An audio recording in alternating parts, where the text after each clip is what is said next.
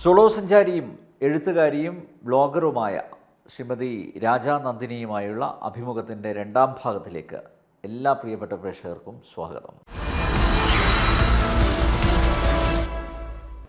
പഹൽഗാം ഭീകരാക്രമണത്തിൻ്റെ പശ്ചാത്തലത്തിൽ എന്തായാലും ഒരു തിരിച്ചടി ഉണ്ടാവും അല്ലേ?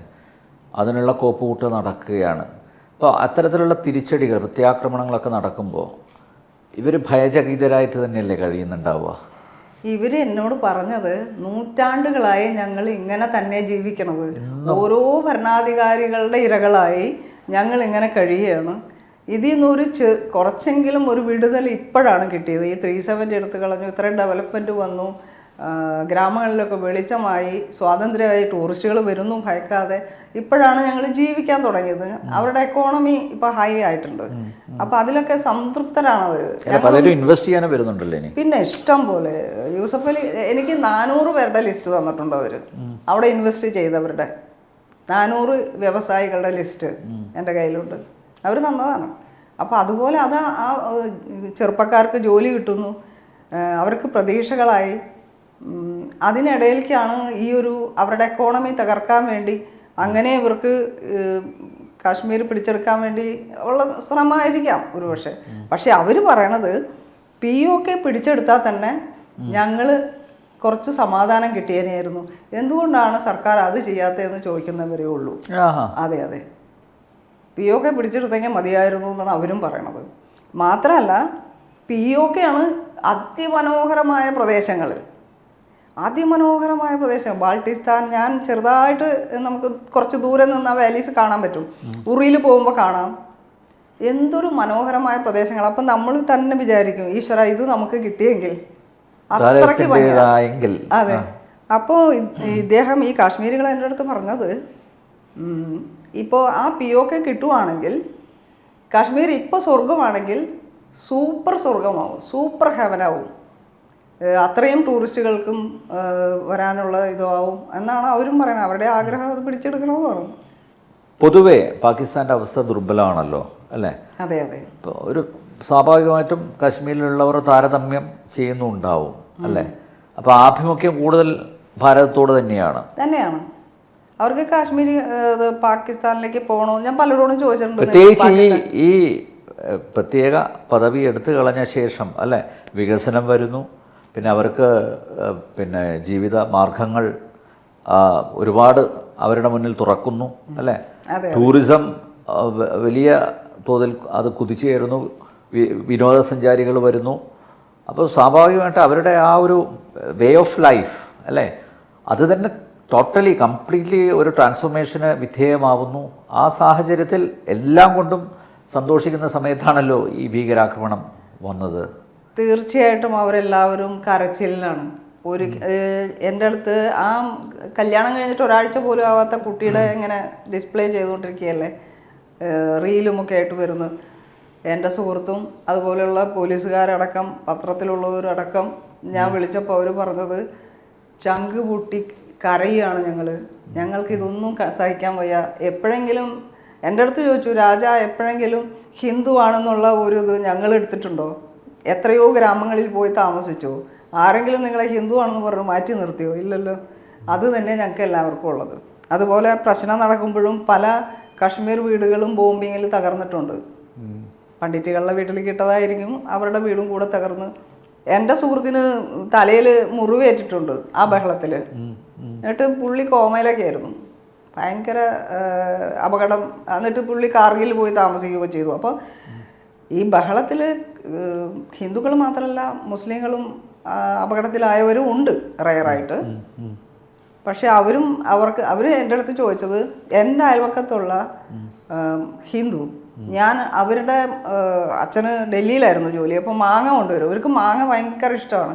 ഇപ്പോൾ ഒരു പൂളൊക്കെ കിട്ടിയാൽ ഞാനത് വാങ്ങി നക്കിക്കൊണ്ടിരിക്കും.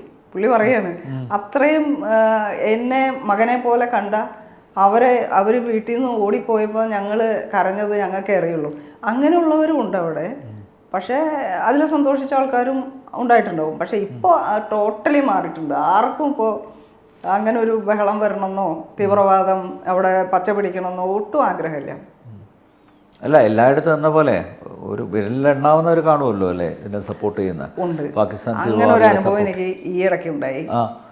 ഞാനും എൻ്റെ മക്കളും കൂടി മർഗാൻ ടോപ്പിലേക്ക് പോവുകയാണ്. അപ്പോൾ അതൊക്കെ വളരെ റിമോട്ടായ സ്ഥലമാണ്. അപ്പോൾ അവിടെയൊന്നും ഒട്ടും ഡെവലപ്പ് ചെയ്തിട്ടില്ല. മാത്രമല്ല അവിടെ ഈ പഴയകാല ചിന്താഗതികളുമായിട്ട് താമസിക്കുന്ന കുറേ മുസ്ലിംസ് മാത്രമേ ഉള്ളൂ. അപ്പോൾ കുട്ടി വിശന്ന് കരഞ്ഞപ്പോൾ ഞങ്ങളൊരു ഹോട്ടലിൻ്റെ അവിടെ നിർത്തിയിട്ട് എന്താ ഉള്ളതെന്ന് ചോദിച്ചപ്പോൾ ബിരിയാണി ഉണ്ട്, റിസ്തയുണ്ട് എന്നൊക്കെ പറഞ്ഞു. അപ്പോൾ എന്താ വേണ്ടതെന്ന് എൻ്റെ മുസ്ലിമായിട്ടുള്ള എൻ്റെ സുഹൃത്ത് കാറിൻ്റെ മുന്നിലിരിക്കുന്നുണ്ട്, ഡ്രൈവറുണ്ട്, പിന്നിൽ ഞങ്ങളിരിക്കുക.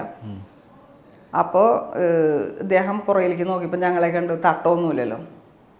ഉടനെ അദ്ദേഹം പറഞ്ഞു മുസ്ലിമാണോ എന്ന് ചോദിച്ചു. അപ്പോൾ അദ്ദേഹം പറഞ്ഞു, മുന്നിലിരിക്കുന്ന ആൾ പറഞ്ഞു, കാശ്മീരി ഭാഷയിലാണ് പറഞ്ഞെങ്കിലും നമുക്ക് മനസ്സിലാവും അത് അല്ല എന്ന് പറഞ്ഞു. അപ്പോൾ ഭക്ഷണം തരില്ല എന്ന് പറഞ്ഞു. ഞാൻ ചെറിയ കുട്ടിയുടെ കരച്ചിൽ പോലും അവർ അവോയ്ഡ് ചെയ്തു. അങ്ങനെയുള്ളവരും ഉണ്ട് അവിടെ ചില ആൾക്കാർ. പക്ഷെ അവരെ മുൻനിർത്തിക്കൊണ്ട് നമ്മളൊരു ഇത് പറയരുത്. കാരണം എത്രയോ പേര് ഞങ്ങൾക്ക് ഭക്ഷണം തന്നു. പിന്നെ എനിക്കൊരു ഇത് പറയാനുള്ളത്, ഒരിക്കൽ ഞങ്ങൾ വൺ ഡേ, അപ്പോൾ എന്നെ ഇങ്ങനെ എഴുതാൻ വേണ്ടി ഓരോ സ്ഥലം കൊണ്ട് കാണിക്കുകയാണല്ലോ. അപ്പോൾ വീട്ടിൽ നിന്ന് എൻ്റെ സുഹൃത്തിൻ്റെ വീട്ടിൽ നിന്ന് ഞാനും സുഹൃത്തും ഡ്രൈവറും മാത്രമായിട്ട് ഒരു ഡേ ടൂറാണത് കാണിക്കാൻ വേണ്ടി പോയി. അവിടെ വെച്ച് വൈഫ് വിളിച്ച് പറയുകയാണ്, ഇങ്ങോട്ട് ഇനി വരല്ലേ, ഇവിടെ ബഹളം നടക്കുകയാണ്, ബോംബിംഗ് ആണ്, ഔട്ട്സൈഡേഴ്സിനെ കണ്ടാൽ ചിലപ്പോൾ പ്രശ്നമാവും, അതുകൊണ്ട് എവിടെയെങ്കിലും പോയി രക്ഷപ്പെട്ടോളാം പറഞ്ഞു. അങ്ങനെ ഞാനും ഇദ്ദേഹവും കൂടി ഒരു ഊടുവഴി കൂടെ ജമ്മുവിലേക്ക് പോവുകയാണ്. ആ ജമ്മുവിൽ പോയപ്പോൾ അവിടെ താമസിച്ച ആ തൊട്ടപ്പുറത്തൊരു പള്ളിയുണ്ട്. അപ്പോൾ അദ്ദേഹം പറഞ്ഞ ഒരു കാര്യമുണ്ട്, തീവ്രവാദികൾ ഞങ്ങളുടെ വീട്ടിലും വരാറുണ്ട് ഒളിച്ചിരിക്കാനായിട്ട്. അപ്പോൾ ഞങ്ങൾക്ക് ഫുഡും വേണം, ഞങ്ങൾക്ക് ഇവിടെ ഒളിച്ചിരിക്കുകയും വേണമെന്ന് പറയുമ്പോൾ ഞങ്ങൾ ഒളിക്കാൻ കൊടുത്തില്ലെങ്കിൽ അവരുടെ വെടിയേറ്റു മരിക്കും, അതല്ലെങ്കിൽ ആർമിക്കാരുടെ പീഡനങ്ങളുണ്ടാവും. ഇതാണ് അവരുടെ സ്ഥിതിയായിരുന്നത്. അവിടെ നിന്ന് ഇപ്പോൾ മാറുമ്പോൾ അവരെന്തായാലും അത് ആഗ്രഹിക്കില്ലേ സമാധാനമായിട്ട് ജീവിക്കണമെന്ന്. മാത്രമല്ല നല്ല ഡെവലപ്മെൻ്റ് അല്ലേ ഇപ്പോൾ, റോഡുകളൊക്കെ നല്ല വീതി കൂട്ടി, വാഹനങ്ങൾ എല്ലാം വന്നില്ലേ. ടെററിസ്റ്റുകളുമായിട്ട് എൻകൗണ്ടർ ഉണ്ടായിട്ടുണ്ടോ? നേരിട്ട് കണ്ടിട്ടുണ്ടോ? അങ്ങനെ ഒരു ഇല്ല. കണ്ടിട്ടുണ്ട്. ഉണ്ടോ? കണ്ടിട്ടുണ്ട്. ഒരിക്കൽ ഞാൻ ഒരു കാർഷിക മേഖലയിൽ ഉള്ള ഒരു കർഷകൻ്റെ വീട്ടിൽ ഇടയ്ക്ക് പോവും. കാരണം അവിടെ കാശ്മീരി ചില്ലി ഉണ്ടാക്കുന്ന ഒരു കർഷകനും കൂടിയാണ്. അപ്പോൾ ഉള്ളി, ചില്ലി ഒക്കെ, അപ്പോൾ ഓരോ വിവിധ സമയത്താണ് ഇതൊക്കെ ചെയ്യണത്. അപ്പോൾ അവരുടെ ആ രീതി കാണാൻ വേണ്ടി ഞാൻ പോയപ്പോൾ 2-3 തവണ അവിടെ പോയതും ഒരു ദിവസം I M A freedom fighter of Kashmir എന്നും പറഞ്ഞിങ്ങോട്ട് വന്നു. എന്നിട്ട് പുള്ളിക്കാരൻ, അപ്പോൾ വീട്ടുകാരൻ എൻ്റെ അടുത്ത് പറഞ്ഞു, ഇങ്ങനെ ഒരു നേക്കിന് നിന്നോ എന്ന് പറഞ്ഞു. എനിക്ക് എന്തോന്നറിയില്ല, ഭയമൊന്നും തോന്നിയില്ല, ഒരു സാധാരണ മനുഷ്യൻ പോലെയാണ് പുള്ളി. എന്നിട്ട് ഇങ്ങനെ വന്നിട്ട് പറഞ്ഞു,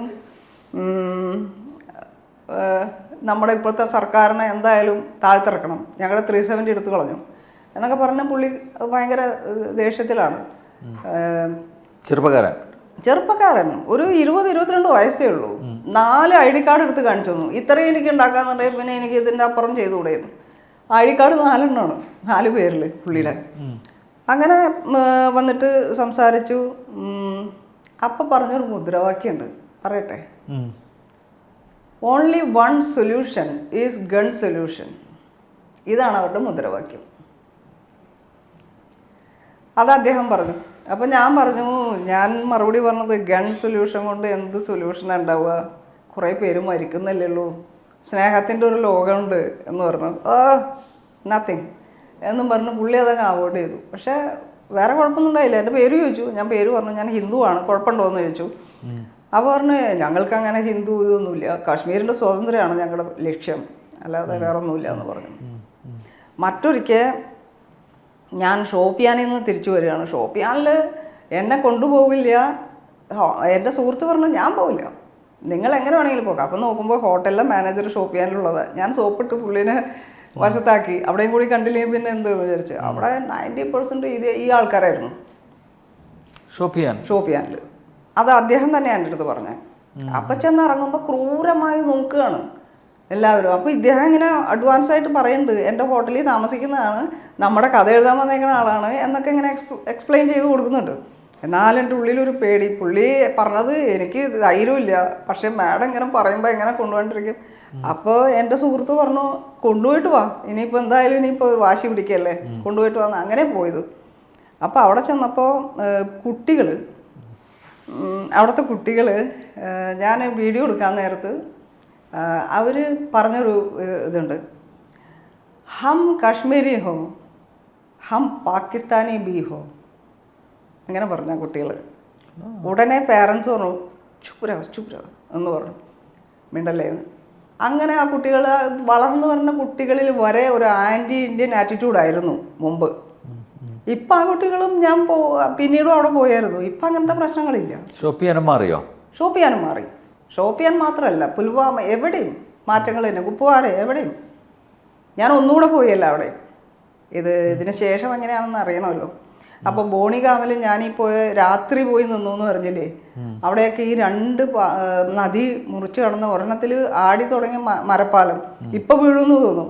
അപ്പോഴൊക്കെ ആ കുട്ടി എന്നോട് പറയുമായിരുന്നു, ഈശ്വര ഇവിടെയൊക്കെ ഒന്നും ഡെവലപ്പായെങ്കിൽ, അവിടെയൊക്കെ പാലങ്ങൾ വന്നു, റോഡ് വന്നു. ആ പിന്നെ അവിടെ ഒരു ഇത് നടന്നിരുന്നു മുമ്പ്. 4 മലകൾക്കിടയിൽ ഉള്ള ചെറിയ ഗ്രാമങ്ങളുണ്ട്.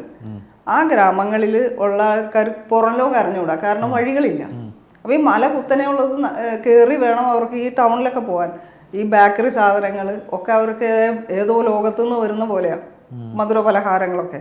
അപ്പോൾ ഇവരെങ്ങനെ ജീവിക്കണമെന്ന് വെച്ചാൽ ആടുണ്ട്, കോഴിയുണ്ട്, നദിയിൽ നിന്ന് മീനെ പിടിക്കുക, അവിടെ കൃഷി ചെയ്ത് നെല്ലും ബാജറയൊക്കെ ആയിട്ട് അങ്ങനെ ജീവിക്കുകയാണ്, പരസ്പരം കല്യാണം കഴിക്കുക. അല്ലാണ്ട് ഇതിനും അപ്പുറം ഒരു ലോകം അവർക്ക് അറിഞ്ഞുകൂടാ. ഇങ്ങനെയുള്ള ഗ്രാമങ്ങളിൽ നിന്ന് ടൗണിലുള്ള ആൾക്കാർ പോയിട്ട് കുട്ടികളെ വിലക്കെടുക്കും, കാശിന് വാങ്ങിക്കൊണ്ടുവരും. എന്നിട്ട് കല്യാണം കഴിച്ച് മക്കളൊക്കെ ഉള്ളവരായിരിക്കും. ഇത് ഒരു സൈഡായിട്ട് ഒരു പെൺകുട്ടിയെ ഉപയോഗിക്കാൻ തന്നെയാണ് അവരങ്ങനെ വാങ്ങിക്കൊണ്ടുവരുന്നത്. മുമ്പൊക്കെ 30,000-നൊക്കെ കിട്ടുമായിരുന്നു. പിന്നെ അത് 50,000, 1 ലക്ഷമായി, 2 ലക്ഷം, 5 ലക്ഷത്തിനൊക്കെ വാങ്ങിക്കൊണ്ടുവരും. ഈ പാരൻസ് കൊടുക്കുകയും ചെയ്യും, കാരണം പുറം ലോകം എന്താണെന്ന് അവർക്കറിയില്ല. അപ്പോൾ അവിടെ നിന്ന് കൊണ്ടുവന്ന മധുര പലഹാരങ്ങളും കാശും ഒക്കെ ഇവർക്ക് കിട്ടുകയാണ്.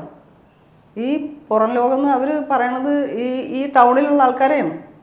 അപ്പോൾ അവിടെ നിന്ന് വന്നിട്ട് ഇവിടുന്ന് പെൺകുട്ടികളെ വിലക്ക് വാങ്ങിക്കൊണ്ട് പോകുന്ന സംഭവങ്ങളും ഉണ്ട്. അങ്ങനെ ഒരു സംഭവത്തിലെ രക്തസാക്ഷിയെ എനിക്ക് തൊട്ടറിയുകയും ചെയ്യാം. ഒരാളതുപോലെ കൊണ്ടുവന്നിട്ട് അയാൾ ഇവിടെ ആക്കി വീട് പൂട്ടി വയ്ക്കും. പക്ഷേ വേറൊന്നുണ്ട്, ഇവർ ഭംഗിയായിട്ട് നോക്കും. ഇവരെ സ്വന്തം ഭാര്യ നോക്കുന്ന പോലെ തന്നെ ഒരു വീടൊക്കെ വാങ്ങിച്ചു കൊടുത്ത് അവിടെ താമസിപ്പിക്കും. പക്ഷേ രഹസ്യമാണെന്ന് മാത്രം.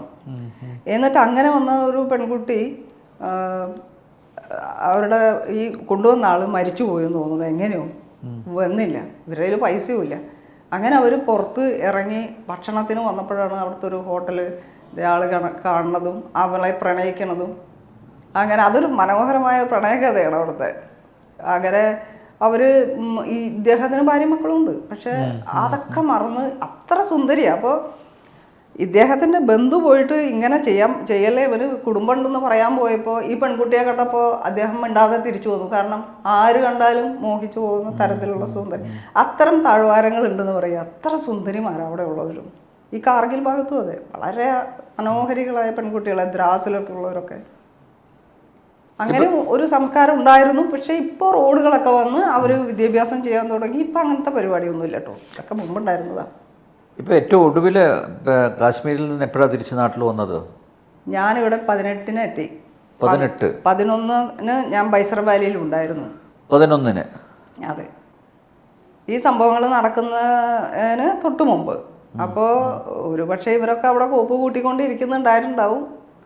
ഞങ്ങൾ കുറച്ച് പേരാണ് കുതിരപ്പുറത്ത് പോകാൻ തയ്യാറായി. ഞാനും വിചാരിച്ചു ഇപ്രാവശ്യം ഒരു വെറൈറ്റി ആവട്ടെ എന്ന് വിചാരിച്ച് ഞാനും പോയി. പക്ഷേ ഭയങ്കര ദുർഘടം പിടിച്ച പോക്കാണത്. നമുക്ക് തന്നെ കഷ്ടം തോന്നും. ഈ നടക്കാൻ പറ്റാത്ത വഴി കൂടെ ഈ പലപ്പോഴും കുതിര സ്ലിപ്പായി ഒരു കുതിര മരിച്ചു കിടക്കണ്ടായിരുന്നു അവിടെ. അപ്പം ഞാൻ ചോദിച്ചു, അയ്യോ ഇത് വീണ് മരിച്ചതാണ്. അപ്പോൾ അതിൻ്റെ മുകളിലുള്ള ആളോ എന്ന് ചോദിച്ചപ്പോൾ അത് രക്ഷപ്പെട്ടു. അത് വെറുതെ പറഞ്ഞതായിരിക്കും, രക്ഷപ്പെടാൻ ഒരു വഴിയില്ല. കാരണം കുതിരപ്പുറത്തുനിന്ന് വീണാൽ തലയടിച്ച് കല്ലില വീഴുള്ളൂ, ഉറപ്പാണ്. നമ്മൾ അങ്ങനെ ആലോചിക്കുമ്പോൾ കിടുങ്ങിപ്പോവും. അതൊരു വല്ലാത്ത യാത്രയാണ്. അതിലും ഭേദമാണ് ടാക്സിക്ക് പോകണം. നല്ല മനോഹരമായ താഴ്വാരങ്ങളിൽ കൂടെ നമുക്ക് യാത്ര ചെയ്യാം. അതെ അതെ അതെ, ഇത്ര റിസ്ക്കും ഇല്ല. റിസ്ക് എടുക്കരുത് അല്ലേ? അതാണ് എനിക്ക് തോന്നിയത്. അവിടെ ഇനിയിപ്പോൾ റിസ്കി ജേണി ഇഷ്ടപ്പെടുന്നവർക്ക് പോകാം എന്നല്ലാതെ അതിന് മാത്രം ഭംഗിയൊന്നും വൈഷ്ണവ് വാലിക്കുണ്ടെന്ന് എനിക്ക് തോന്നിയില്ല. തിരിച്ചു പോക്ക് ഇനി കാശ്മീരിലോട്ട്?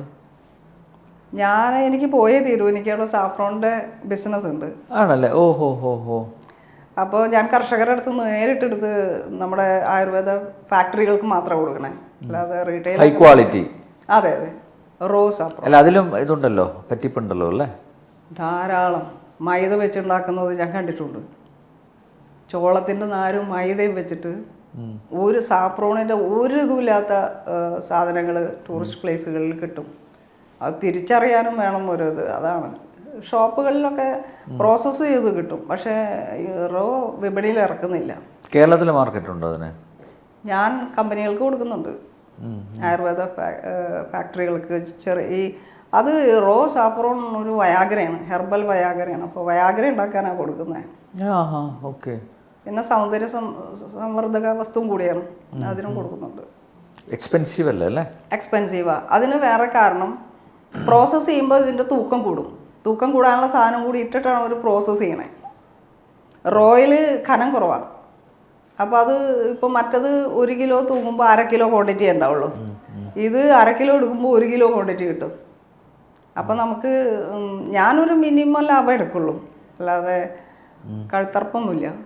നമ്മുടെ ചിലവെല്ലാം കഴിച്ചൊരു വളരെ അതൊരു എൻ്റെ യാത്രയ്ക്ക് വേണ്ടിയുള്ള ഒരു സമാഹരണം കൂടിയാണ്, അല്ലാതെ വലിയ സീരിയസ് ആയിട്ട് ബിസിനസ് ചെയ്ത് കാശുണ്ടാക്കണം എന്ന് വിചാരിച്ചിട്ടല്ല. കശ്മീർ അല്ലാതെ യാത്ര ചെയ്ത സ്ഥലങ്ങളിൽ ഏറ്റവും ഇഷ്ടപ്പെട്ടത് ഏതാ? ഇതിന് കുംഭമേളക്ക് പോയിരുന്നോ? കുംഭമേളയ്ക്ക് പോയിരുന്നു അല്ലേ? ഒരാഴ്ച ഞാൻ അവിടെ ഉണ്ടായിരുന്നു. അലഞ്ഞ് തിരിഞ്ഞ് നടന്നു. മഹാമണ്ഡലേശ്വരൻ്റെ ഒപ്പം ആ രഥത്തിലിരുന്ന് മുങ്ങാനും സാധിച്ചു. അതൊരു വലിയ അനുഭവമാണ്. ഞാനവിടെ അതൊരു വേറെ ഭൂമിയാണ്. അത് ഈ പറഞ്ഞതിൽ നിന്ന് എൻറ്റയർലി ഡിഫറെൻ്റ് ആയിട്ടുള്ള ആത്മീയത. നമുക്ക് അത് എങ്ങനെ പറയുമെന്ന് എനിക്കറിയില്ല. ഏത് ഈശ്വരവിശ്വാസി അല്ലാത്ത ആളും ചെന്ന് കഴിയുമ്പോൾ ആ പുണ്യഭൂമിയിൽ ഭക്ഷണം തരുന്നു. എല്ലാവരും ഒന്നല്ലേ? എല്ലാ മനുഷ്യരും ഒന്നായിട്ട് ഒഴുകുന്ന ഒരു പ്രദേശമായിരുന്നു അന്നത്തെ ആ അനുഭവം. എനിക്ക് ഇനി ഞാൻ വിചാരിച്ച അടുത്ത കുംഭമേളയ്ക്ക് ഞാൻ തുടക്കം മുതൽ അവസാനം വരെ ഞാൻ അവിടെ ഉണ്ടാവുമെന്ന് വിചാരിച്ചിട്ടാണ് വന്നത്. അത്രയും എനിക്ക് ഇഷ്ടപ്പെട്ടു. ഇതിപ്പം 2ാമത്തെ തവണയാണ് ഞാൻ കുംഭമേളയ്ക്ക് പോകുന്നത്. ഈ കറക്കം ഇന്ത്യക്കകത്ത് മാത്രമേ ഉള്ളൂ? എൻ്റെ ഭാരതം കണ്ടു തീർക്കാൻ കഴിഞ്ഞിട്ടില്ല മുഴുവനും. 15 വർഷമായിട്ടും ഒരു സ്ഥലത്ത് തന്നെ പലപ്പോഴും പോകും. അതിൻ്റെ കാരണം അവിടെ ആ നാട്ടുകാർ ചിലപ്പോൾ പറയും, ഇവിടെ ഇതുണ്ട് ബേട്ടി, ഇവിടെ അതുണ്ട് ബേട്ടി, അത് കാണണ്ടേന്ന് ചോദിക്കുമ്പോൾ നമ്മുടെ പല ഹിസ്റ്ററീസും മറഞ്ഞു കിടക്കുന്ന പല ചരിത്രങ്ങളും പുറത്തേക്ക് കൊണ്ടുവന്നുണ്ട്. ബുക്കിൽ അതിനകത്ത് ഞാൻ എഴുതിയിട്ടുണ്ട്. പുസ്തകരചന അവസാന ഘട്ടത്തിലാണ് ഇപ്പോൾ? അതെ അതെ, ഫൈനൽ എഡിറ്റിങ്ങിലാണ് ഇപ്പോൾ. അത് കാശ്മീരികൾ പറഞ്ഞു, ഞങ്ങൾക്കും കൂടെ വായിക്കാൻ പറ്റുന്ന ഇംഗ്ലീഷോ ഹിന്ദിയോ കൂടെ വരില്ലേ എന്ന് ചോദിച്ചു എൻ്റെ അടുത്ത്. അപ്പോൾ തീർച്ചയായിട്ടും ഉണ്ടെന്ന് ഞാൻ പറഞ്ഞിട്ടുണ്ട്. അപ്പോൾ ഞാനതിൽ ഡിഫറെൻ്റ് ആയിട്ടുള്ളൊരു എനിക്ക് അനുഭവമുള്ളതും അവർ പറഞ്ഞു തന്ന രാഷ്ട്രീയ നിലപാടുകളും ഇതുമൊക്കെയാണ് ആ ബുക്കിലുള്ളത്. അപ്പോൾ അവിടെ തീവ്രവാദം തുടങ്ങാനുള്ള കാരണം തന്നെ ഈ നമ്മുടെ ഈ ലോക്കൽ പാർട്ടികൾ, ഇപ്പോൾ 2020 ഒക്കെ പോലെ ഉള്ള പാർട്ടി പോലെ അവിടുത്തെ അസംതൃപ്തിയിൽ നിന്ന്, അവരുടെ ഭരണത്തിലെ അസംതൃപ്തിയിൽ നിന്ന് മുസ്ലിം യുണൈറ്റഡ് ഫ്രണ്ട് എന്നും പറഞ്ഞിട്ടൊരു ലോക്കൽ പാർട്ടി അവിടെ രൂപം കൊണ്ടു. മഫ്. ഈ മഫിന് അന്ന് ഇത് ഏത് വർഷമാണെന്ന് ഞാൻ മറന്നുപോയി, ആ ഇലക്ഷന് 2 സീറ്റ് കിട്ടി. ഒരുപാട് ഇവരുടെ പ്രകടനങ്ങളിലൊക്കെ ജാഥകളിലൊക്കെ ഒരുപാട് ഫോളോവേഴ്സ് ഉണ്ടായിരുന്നു. 10,000-കണക്കിന് ആൾക്കാർ പങ്കെടുക്കണേ. ഇത് കണ്ടിട്ട് അന്നത്തെ ഭരണാധികാരികൾ പേടിച്ചു എന്നുള്ളതാണ്. ഇവർക്ക് കിട്ടിയ 2 സീറ്റും ആ പാർട്ടി തന്നെ നിരോധിച്ചുകൊണ്ട് നേതാക്കളെ പിടിച്ചകത്തിട്ടു. കുറേ പേര് പാകിസ്ഥാനിലേക്ക് ഒളിച്ചുപോയി. അവിടെ ചെന്നിട്ട് അവർ തീരുമാനിക്കണം, ഇനി ഇന്ത്യയുടെ നാശം കാണാതെ ഞങ്ങൾ മടക്കില്ല എന്നുള്ളത്. അങ്ങനെയാണ് തീവ്രവാദം ഇത്ര കൂടാനുണ്ടായ കാര്യം. അതാണ് ഒരു പ്രധാന കാരണം. ഈ അതായത് ഇവരുടെ ഭരണത്തിൽ അസംതൃപ്തി. ഇപ്പോഴും ഷെയ്ഖ് അബ്ദുള്ളയുടെ ഖബറിന് ആർമിയുടെ കാവൽ നിൽക്കുകയാണ്. അതെന്തിനാണെന്ന് ചോദിച്ചപ്പോൾ അവർ പറയുക, അല്ലെങ്കിൽ പണ്ടേ ഞങ്ങൾ ബോംബിട്ട് തകർത്തേനെ, കള്ളനാണെന്ന് അവർ പറയുന്നത്. ഇതെനിക്കും ഇങ്ങനെ പബ്ലിക്കായിട്ട് പറയാൻ പറ്റുമെന്ന് എനിക്കറിയില്ല. പക്ഷേ അവർ പറഞ്ഞത് ഇതാണ്. അത്രയ്ക്ക് അവർ അസംതൃപ്തരായിരുന്നു. പക്ഷേ ഈ മതത്തിൻ്റെ പേരും പറയാം. അതാണ് ഞാൻ പറയണേ, ഇവരെ പ്രലോഭിപ്പിക്കണത്. ഞങ്ങൾ ഇവിടെ പോയായിരുന്നു, ബദർവേൽ പോയപ്പോൾ അവിടെ കൊച്ചു കൊച്ചു കുട്ടികൾ, അന്നൊരു ബഹളം നടന്നായിരുന്നു. അപ്പോൾ ഹർത്താലാണ്. കൊച്ചു കൊച്ചു കുട്ടികളാണ് വടിയും കൊണ്ട് വന്നത് കാറ് തടയാൻ. എന്നിട്ട് ചെറുപ്പക്കാരും വയസ്സായവരും മാറി നിന്നിട്ട് കുട്ടികളെ മുന്നിൽ നിർത്തിയേക്കാം. അപ്പോൾ അവർ എതിർക്കാൻ നടപ്പം ഞാൻ ഈ കാറിലുള്ള ഡ്രൈവറോട് ചോദിച്ചു, ഇതെന്താ ഈ കുട്ടികൾ ഇങ്ങനെ, ഇവരൊക്കെ വളർന്നു വന്നാൽ എന്തായിരിക്കും ഇവിടുത്തെ ഭീകരവാദം എന്ന് ചോദിച്ചപ്പോൾ പറഞ്ഞേ, ഇവരെ ഈ ചെറുപ്പക്കാർ, ഈ തീവ്രവാദികൾ ഇവരെ പ്രലോഭിപ്പിച്ച് വെച്ചിരിക്കുകയാണ്. നിങ്ങൾക്ക് അത് തരാം, ഇത് തരാം, സ്വാതന്ത്ര്യം കിട്ടിയ അങ്ങനെയാണ് ഇങ്ങനെയാണെന്ന് പറയും. അതേപോലെ ഇവരെ സെർച്ച് ചെയ്യാൻ വരുന്ന ആർമിക്കാർ വന്നു നോക്കുമ്പോൾ ഈ ഭീകരവാദികളെ കാണാതാവുമ്പോൾ TV മറിച്ചിടും, ചിലപ്പോൾ ഇത് കട്ടിലിൻ്റെ അടിയിൽ നോക്കും. ഇങ്ങനെയൊക്കെ താറുമാറാക്കുമ്പോൾ ഈ കുട്ടികൾ വിചാരിക്കണത് ആർമിക്കാരാണ് പ്രശ്നങ്ങൾ. അങ്ങനെ ഈ പുതിയ ജനതയ്ക്കും കൂടി ഇത് പകർന്നു കിട്ടിയത് അങ്ങനെയാണ്. പക്ഷേ ഈ സെർച്ച് ചെയ്യാതെ ഇവരെ കണ്ടുപിടിക്കാൻ പറ്റില്ലല്ലോ. കട്ടിലിൻ്റെ അടിയിലൊക്കെ ഒളിച്ചിരിക്കും. ഇത് തന്നെയാണ് കുപ്പുവാരയും സംഭവിച്ചത്. കട്ടിലിൻ്റെ അടിയിലൊക്കെ ഒളിപ്പിച്ചു വെച്ചു. അപ്പോൾ നോക്കുമ്പോൾ കാണാതാവുമ്പോൾ ഇവർക്ക് ദേഷ്യം വന്നു. അങ്ങനെ ആർമിക്കാർ അവിടെ ഇങ്ങനെ സെർച്ച് ചെയ്ത കൂട്ടത്തിൽ സ്ത്രീകൾക്കും മാനഭംഗമൊക്കെ വന്നിട്ടുണ്ട്. അന്ന് ഏതോ 92 കണ്ടായിരുന്നു തോന്നുന്നു. എന്തായാലും ഇപ്പം ഈ തീവ്രവാദികളുടെ വീടുകൾ തകർത്ത് തുടങ്ങിയിട്ടുണ്ടല്ലോ. തീവ്രവാദികളുടെ വീടുകൾ ഇപ്പൊ അവര് തന്നെ കാണിച്ചു കൊടുക്കുക. ലോക്കൽ സപ്പോർട്ടും ഉണ്ട്. അതെ തീർച്ചയായിട്ടും. അവർ ശരിക്കും അത് ഇപ്പം 370 എടുത്ത് കളഞ്ഞ് ഡെവലപ്മെന്റ് തുടങ്ങിയപ്പോൾ തന്നെ സപ്പോർട്ട് ചെയ്ത് ഇവര് ഇപ്പോഴേ ഈ ബഹളം വന്നപ്പോഴേ നമ്മളറിയണത് മാത്രം. പക്ഷെ അവർ സപ്പോർട്ട് ചെയ്ത് ഇവർക്ക് ഇൻഫോം ചെയ്യുന്നുണ്ടായിരുന്നു ഇത് അവരാണ്. പക്ഷെ ഞാൻ ആ വലിയ പീക്ക് ടൈമിലൊക്കെ ഒരു വീട്ടിൽ നിന്ന് തന്നെ 2-3 പേരൊക്കെയാണ് വെടിയേറ്റ് മരിക്കണത്. അപ്പോൾ അവിടെ ഉള്ളവർക്ക് പിന്നെ പരിഭ്രാന്തമായിട്ടും ഭ്രാന്ത് പിടിച്ച റോട്ടിൽ കൂടെ നടക്കുന്ന ഒരാളെ എന്നെ ഒരു ദിവസം റോട്ടിൽ വെച്ച്, അന്ന് പതിവിന് വിപരീതമായി ഞാൻ പാൻറ്റും ടീഷർട്ടും ഇട്ടിരുന്നത്, ഔട്ട്സൈഡറാണെന്ന് മനസ്സിപ്പോൾ എന്നെ ഈ കയ്യിൽ ഒരൊറ്റ അടി. അപ്പോൾ ഞാൻ തിരിഞ്ഞു നോക്കുമ്പോൾ ഒരു ഭ്രാന്തനാണ്, എന്തും പറയാൻ പറ്റുമോ. അപ്പോൾ ആ കടക്കാർ മാപ്പാക്കണേ ബേട്ടി, ഇത് ഇദ്ദേഹത്തിൻ്റെ വീട്ടിലെ 3 പേരെയാണ് വെടി ഓടിച്ച് മരിച്ചത്. അപ്പോൾ അതിൻ്റെ ഒരു ഇതിൽ ഇദ്ദേഹം ഇങ്ങനെ ആയിപ്പോയത്, ഇങ്ങനെ പേരൻസ് വരെ ഭ്രാന്തുള്ളവരുണ്ട് ഇവിടെ, ഞങ്ങളതിൻ്റെ ദുരിതം ഇങ്ങനെ അനുഭവിച്ചുകൊണ്ടിരിക്കുകയാണ് എന്നാണ് അവർ പറഞ്ഞത്. അപ്പോൾ കാശ്മീരികൾ മൊത്തം നോക്കുമ്പോൾ അവരും ഇതിൻ്റെ പേരിൽ ദുരിതം അനുഭവിക്കുന്നുണ്ട്. പക്ഷേ സപ്പോർട്ട് ചെയ്തില്ലെങ്കിൽ അവരുടെ തോക്കിൽ, സപ്പോർട്ട് ചെയ്താൽ ഇവരുടെ, അങ്ങനത്തെ ഒരു ദുരിതത്തിലായിരുന്നു. അതിൽ നിന്നൊരു മോചനം കിട്ടിയത് ഇപ്പോഴാണ് അവർക്ക്. പിന്നെ അവർ സപ്പോർട്ട് ചെയ്യുമോ? ഇല്ല. അപ്പോൾ ഈ കാർമേഘങ്ങളൊക്കെ മാറി കൂടുതൽ വിനോദസഞ്ചാരികൾ ഇനിയും കാശ്മീരിൽ എത്തട്ടെ. തീർച്ചയായിട്ടും വരും, ഉറപ്പാണ്. എന്നെ അവർ വിളിക്കുന്നുണ്ട്, ബേട്ടി ഇങ്ങോട്ട് വാ, എന്നിട്ട് ഇതൊന്നും നോക്ക്, ഇവിടെ ഒന്നും ഒരു കുഴപ്പമില്ല, എല്ലാവരോടും പറയേ, ഇവിടെ ഒന്നും പ്രശ്നമില്ല എന്ന് പറയുന്നുണ്ട് അവർ. എന്തായാലും അടുത്ത മാസമോ ഈ ബഹളം ഒന്ന് കഴിഞ്ഞിട്ട് വേണം പോകാൻ. വളരെയധികം നന്ദി, ഇത്രയും സമയം കശ്മീർ അനുഭവങ്ങൾ പങ്കുവച്ചതിന്.